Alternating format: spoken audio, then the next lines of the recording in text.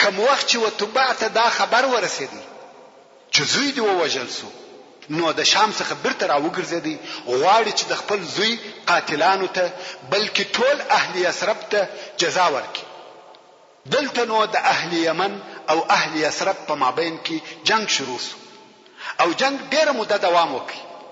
مګر تبع په دې جنگ کې یو ډېر عجب کار ولیدی. هغه دا چې د یثرب خلقو به د ورځې د دوی سره جنگ کاوه. کوم وخت چې به ماښام شو او دوه لښکره به سره لري او جلاس و، نو د یثرب خلقو به دوی ته ډوډۍ او سرخانونه را لېږل او د میلمه پر ډول به د دوی عزت کاوه. تبع ډېر په تعجب کې و چې دا څنګه خلق دي د خپل دشمنانو عزت کوي او ډوډۍ ورکوي، څوک دونه سخا او کرم لري. مګر بیا هم تبع نیت کړی و چې د خپل زوی بدله او انتقام واخلي. جنگ دغه دوام درلود ترڅو چې د يهودو د علماو څخه 2 نفره وتبع ته ورغله او غوښته یې چې د سره خبرې وکړي. ده هم اجازه ورکړه او سره کښېنستل. يهود ورته ویل ته څه اراده لرې چې دونه جنگ کوي؟ تبع ویل غواړم چې دغه یثرب خراب کم. دوی ویل دا کار نشي کولای، قسم په الله چې الله جل جلاله به د مخ تر دې چې ته یثرب خراب کې تا هلاک کې. تبع ویل چې دا څنګه درته معلومه شو؟ دوی ویل دا وطن د نبی د هجرت ځای دی، دغه ځای ته به نبی الاخر زمان هجرت راکوي، دا شهر نه خرابېږي او نه خرابولای شي. تبع پښتنه وکړه چې تاسو په دې حال څه خبر غواست؟ تاسو ته دا معلومات د کومه خوا حاصل شو؟ د يهودو علما وویل دا زموږ په تورات کې راغلي دي. ورونو دا دې تاسو ته معلومه وي چې د رسول الله صلی الله علیه و آله وسلم یو علامه نه بلکې ډېرې علامې د يهودو سره په تورات کې لیکلي او موجود وي، او د رسول الله صلی الله علیه و آله وسلم د وخت ټول يهود په هده چې دا هغه وعده سوی نبی دی، مګر د عناد او عداوت، حسد او غرور په سبب یې ایمان نه راوړي. نو کوم وخت چې دغه د يهودو علماو او تبع ته دا بیان وکړي او تبع تر اوسه تورات نه پیژندي، نو یې د تورات په باره کې پوښتنې ځینې وکړې. يهودو هم خپل دین، توحید او تورات په باره کې پوره معلومات ورکړه او ټول شیان یې په تفصیل سره ورته بیان کړ. د تبع پر طبيعت دا خبرې شی او برابرې ولګېدې. ده هم د يهودیت دین اختیار کړي او يهودي سو. د یثرب خرابول یې پرېښول او مخ پر یمن رهي سو.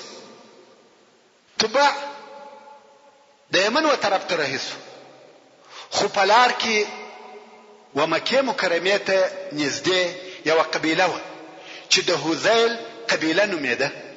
د دې قبیله او د قریشو په مابین کې پخوانی دښمنۍ پرته وي.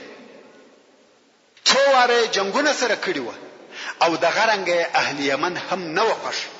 نو فکر وکړي چې داس یو حیله او چم جوړ کړي چې دواړه هغه قومونه چې د دوی نه د ورسره جوړه zarar او تاوان ورورسوي او په جنگ سره اخته کړي. نو د هوزیل د قبیله مشران او تبع ته ورغله او ورته ویل غواړي چې د جواهراتو، سرو او سپینو زرو او خزانو خاوند سي؟ تبع ویل هو، څوک دي چې جواهرات او خزانه نه وي خوښ؟ نو دوی ویل په دې کلی کې یو خونه ده چې خلک احترام او عزت کوي او دغه خونه په جواهرو او سرو زرو ډکه ده. ورون حقیقتا هم په کعبه شریفه کې هر څه پراته و. خلقو د کعبه شریفه د احترام په سبب خزانه پکښ شخولې، حتی د سرو زرو 2 دانې اوسي هم پکښ پرته وي. د تبع طمع پیدا شو او لشکره د جنگ لپاره تیار کړ. غواړي چې پر مکه مکرمه حمله وکړي، کعبه شریفه ونړوي او خزانه واخلي.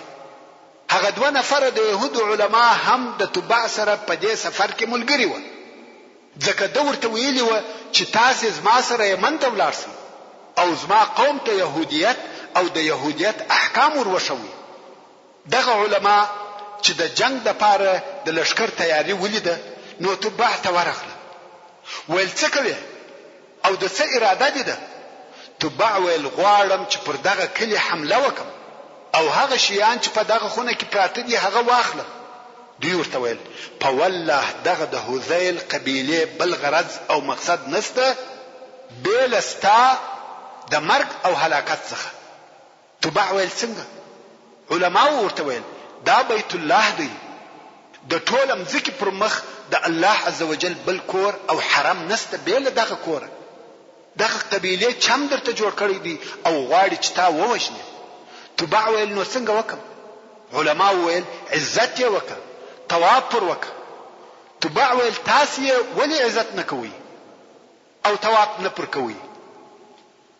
دوی ویل موږ یې عزت کوو او طواف مو هم پر کاوه، خو دغه د مکې خلقو کعبه شریفه په بوتانو ډکه کړې ده او موږ موحدین او عالمان یو.